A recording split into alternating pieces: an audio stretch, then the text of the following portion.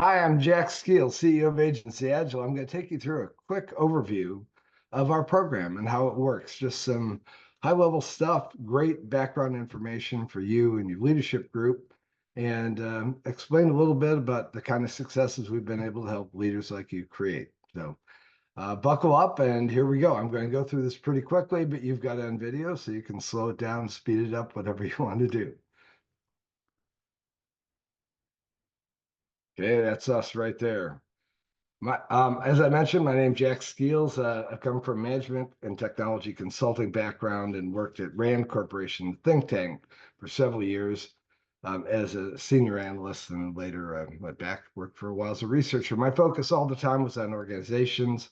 I did work in a couple digital agencies, including running Sapiens Los Angeles office. But for the last 15 years, me and my team have been helping agencies and some other complex organizations run better, faster, happier. You can read all about it if you want in my new book, published last year on Managed, which has gotten some great reviews. It's actually, at the time of recording this, it's on sale for 99 cents as the ebook. In fact, we may keep it there even. What we do, we help your agency go better, faster, and happier. And we've got a great track record of doing that. Our techniques we use in other settings as well. We've got non-agencies that we work with. We work client side as well, and the techniques can be very, very powerful in all of those settings. But our main historical focus has been with agencies and the like. Over 15 years, over 230 agencies and other organizations, most of them agencies. And where we can take you, we can help you make better strategic and operating decisions we've got coaching and advisory services that have come out of the fact that we've worked with so many agencies. But our core programs actually help you massively boost performance in your organization. We consider ourselves the gold standard agency advisors. We generally work with agencies in these ranges, if you will, and different types of problems for different size agencies.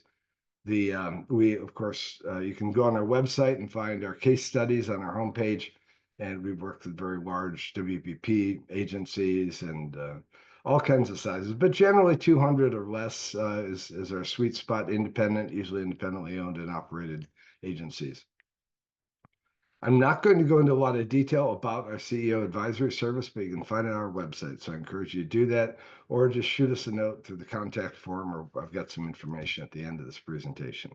What I'm going to focus on is what I call our legendary workstream transformation and training program, and give you a little bit of the why behind it, and then also and give you some other references if you wanted, but talk through some of the key components in case you're considering purchasing it. Now, why would you want to transform? Okay, transformation sounds like a big word, okay? But in fact, change at agencies is very difficult to do. And essentially, agencies have very many costly delivery challenges. I've been studying this for the last many 10, 15 more years, actually. And there's no simple fix to this. Trying to fix little pieces really results in just spending time trying to fix little pieces. You don't get there. But our big fix that we've designed is proven to work, and it does a great job for agencies of all types and the like. Here are some things that might interest you. We help you create better margins, really nicely better margins, and more productivity in your teams. Where does this come from? The number one problem inside of agencies is poor briefing and scoping. This drives a thing called rework rate. Now, rework rate is a number that most agencies actually don't pay attention to because it's so hard to do anything about it. Rework literally is the difference between how many hours you want to spend on it and how many hours you actually had to spend on to get it done. Generally ranging in the 25, like the slide says, 25 to 40%. The second problem we solve is that as agencies grow, I'm going to show you a cool slide in a second here. The cost of coordination interferes with actually people getting work done. We run workshops on this all the time, and you can see it in the data in the workshop. But most agencies, makers, and like a 40-person, 50-person agencies, get about 2.5 hours of productive time a day, and that's crazy because you're paying them for 8, right? Okay, but the good news is you can get more than that. You can get about 4. In our experience, you can get up to 4.5. You still got meetings and stuff like that. People get interrupted and all that kind of thing. But that difference, which is about 70 or 80% lost productivity in the day, we can help you restore a lot of that. Now, there's a third thing, which is that actually, and this is where our tagline comes from, better, faster, and happier, happier teams and clients. This is some client survey data we gathered in a forum we ran a couple of years back. Net promoter scores much higher, faster delivery rates, additional margin, et cetera, all that improved quality. Our clients, the agency clients we work for, score us very highly in terms of the value of our trainings, et cetera. So what goes wrong with agencies? I'm going to touch on that a little bit. I'm also going to point you at a webinar that you can look at. But the first thing to realize is that agencies are not normal businesses. Now, I go into this in a lot of detail in several of the other webinars. The basic idea is that as agencies grow, they exhibit this unusual characteristic, which is the management group, you can see the top half of the pyramid, grows much faster than the rest of the organization. Okay. Now, so the pyramid on the upper right here is 5 times larger than the one on the upper left, but has 15 times as many managers. Okay. So the managerial growth, and this is almost uniformly true about all agencies, and it's driven by a thing which is called the ad hoc business model, where the business of the agency is doing a lot of ad hoc project work, reforming and forming teams and coordinating that. It gets very costly. Okay? Now, this I've coined the term naturally occurring chaotic organization because it's this chaos that forms because of this is naturally occurring. It's because it's the business you're in. But that doesn't mean you can't manage it well. You can, in fact. Now, if you want to learn more about the chaos, go on to our website, on-demand videos, webinars, whatever it's called. Check out this video. It'll take you through a lot of detail. I'm going to show you a couple slides from it right now. Okay. There are really 3 types of no-code chaos. One is the chaos around how well we understand things and how well teams and clients get aligned on the scope of the work. Think of this as scope, basically, scope and understanding. It's a very rich and complex topic. Then there's the chaos of coordinating and enabling people to get that productive flow, like I mentioned, 2.5 hours of flow. And lastly, there's an empowerment thing, because when the first 2 crazy horses are making a lot of noise, the third one suffers as well. I'm going to show you a diagram about that. Now, you can see the first 2 things here, understanding and alignment, the first crazy horse, coordination and productive flow, the second crazy horse. The third one is empowerment. I'm going to show you 2 things. At the top, there's the size of the agency, and then the bottom, there's the productivity factor. So 5-person agency runs ridiculously well. This is an amazing agency. I'm getting a little dry here.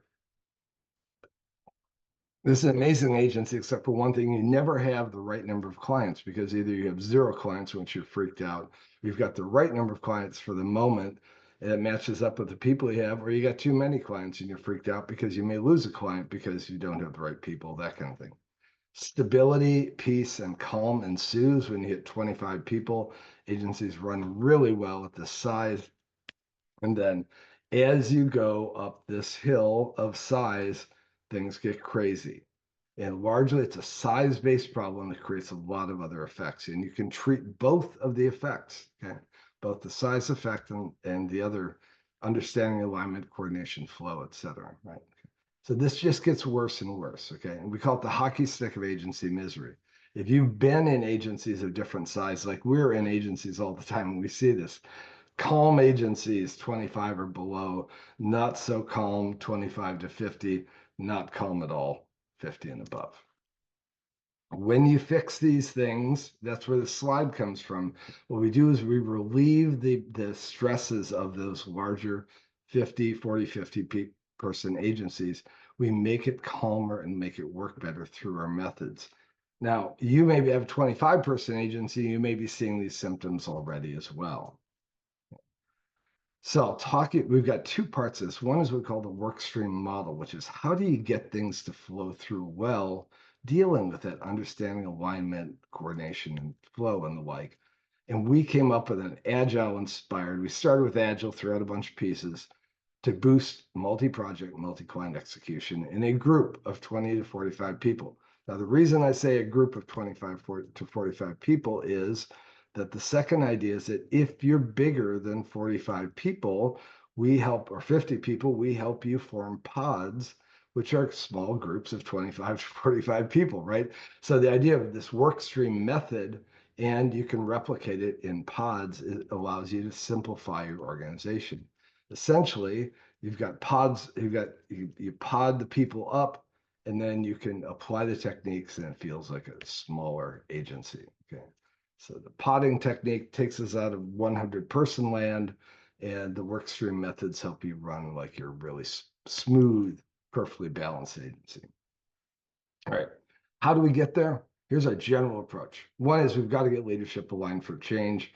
The most significant factor when the things haven't worked for us is lack of leadership imperative or lack of leadership support, and also lack of managerial support for doing it. If we get the leaders and managers engaged, things go really well. If we need to address size by forming pods, that's something we teach you how to do. It's very easy to do.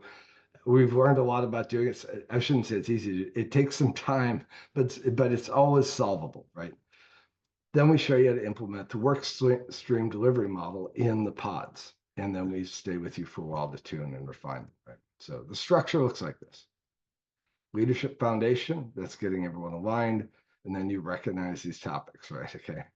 So basically, we come in, work with your leadership group, managers, and even the work stream teams a bit, and get everyone oriented about the program. And then we go in and do the briefings and scope, understanding and alignment module, where we teach conveniently groups of 25.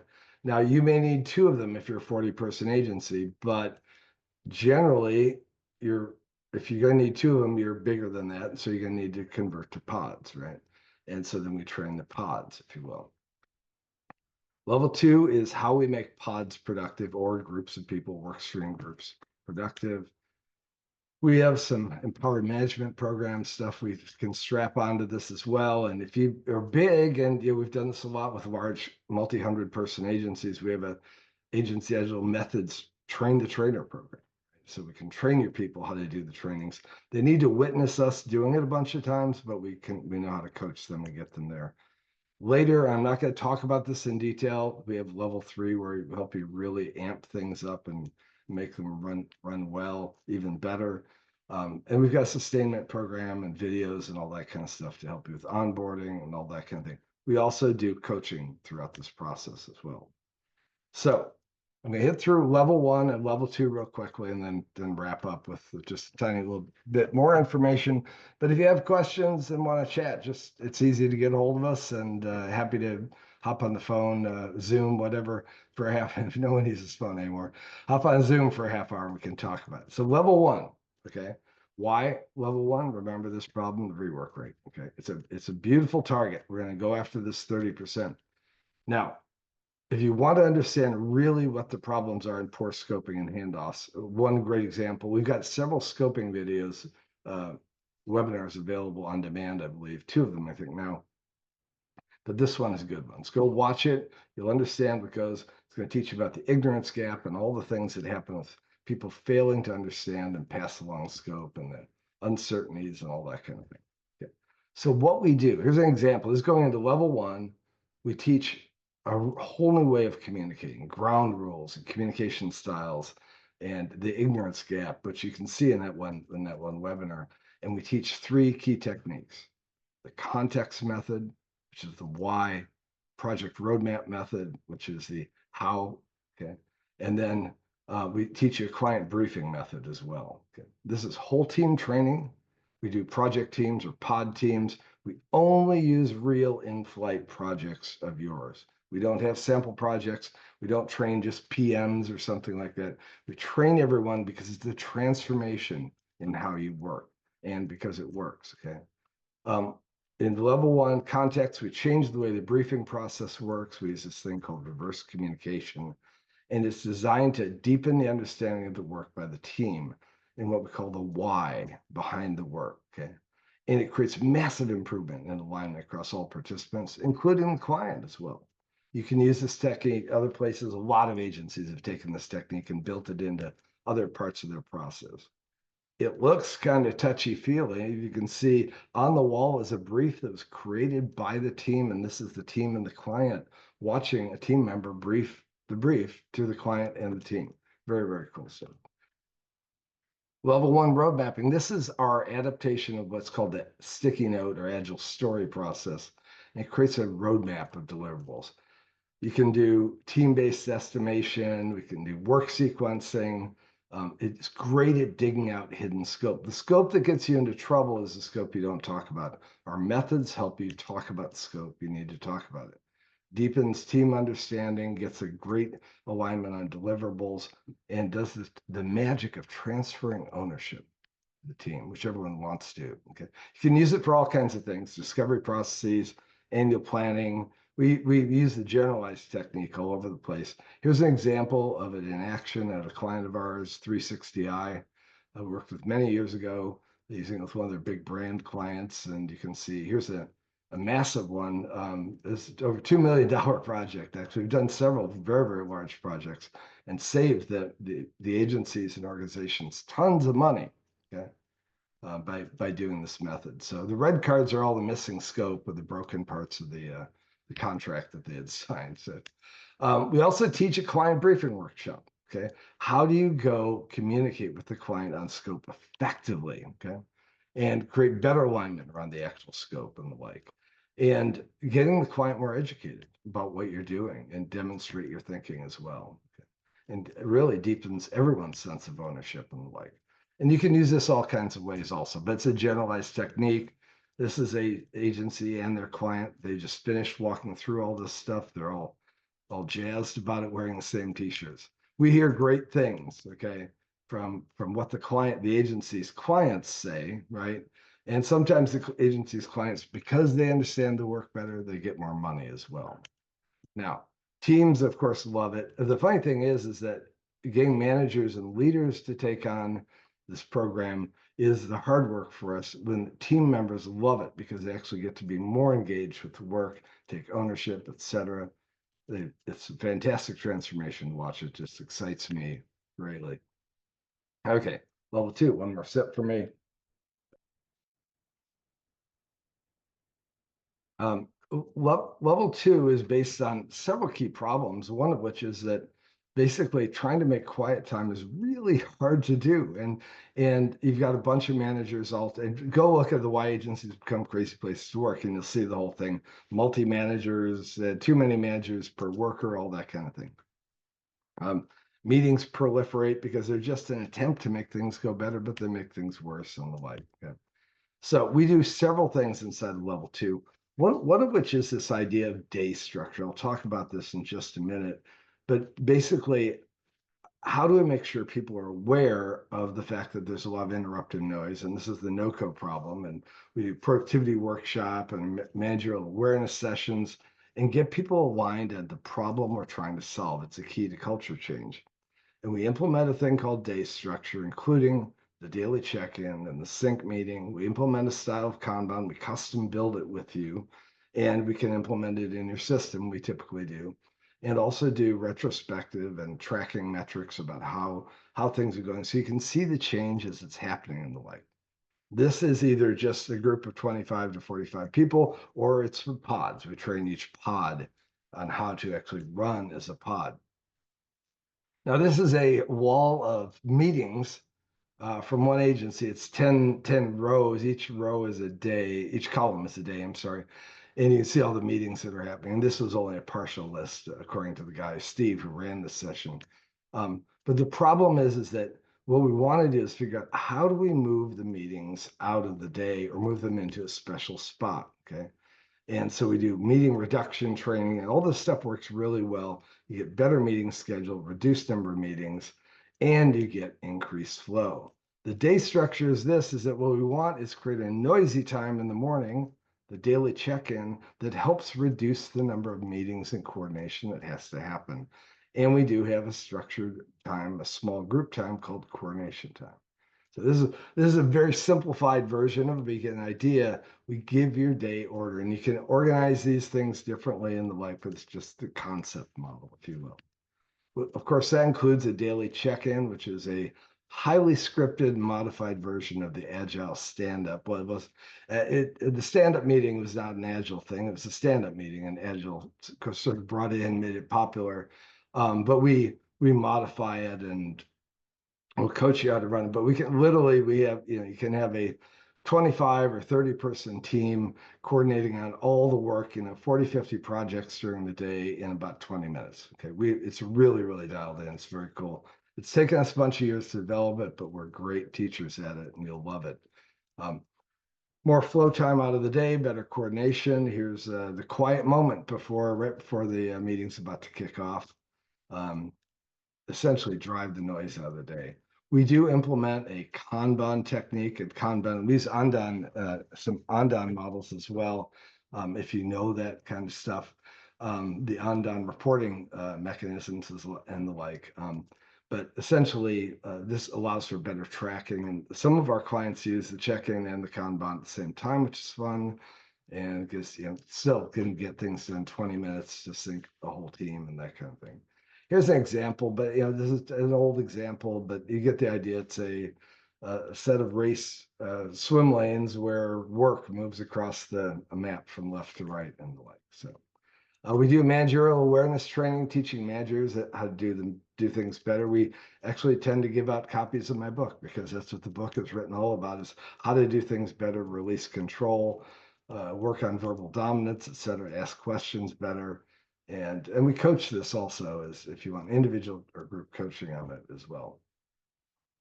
We also put together include a retrospective and metrics program where you're constantly tracking how key metrics are operating and holding retrospective feedback sessions so everyone can get aligned on what needs to be changed and fixed and the like. Here's one from our good, bad, better, best method, but we have multiple methods we can teach, and we use a scorecard of 8 different metrics that you can apply in doing these kinds of things. Really nice impacts. Basically better work transparency, increased flow time, reduced meetings. You can see you can read probably faster than I can say it, but in general, this is how you run every day. And essentially that's the level 2 there is this sort of taking the work stream team, right, and running these methods, and then the context and roadmap and all that kind of stuff. I'm not sure where the build works like that. This feeds the work into this little engine of these people, if you will. That's the way the two fit together. So you're probably wondering, well, how long does this take and how much does it cost? And of course, it varies by the size of your organization, how many pods, how fast you want to move, all that kind of thing. I can tell you, by the way, a 40-person agency did it in 1 month. Learn more, get started, please go to agencyagile.com and you can hit us on the contact form or email us at inquiry@agencyagile.com. You can find me at LinkedIn. I'm Jack Skeels, and let us know if there's anything we can do to help. I would love to work with you. Thank you very much.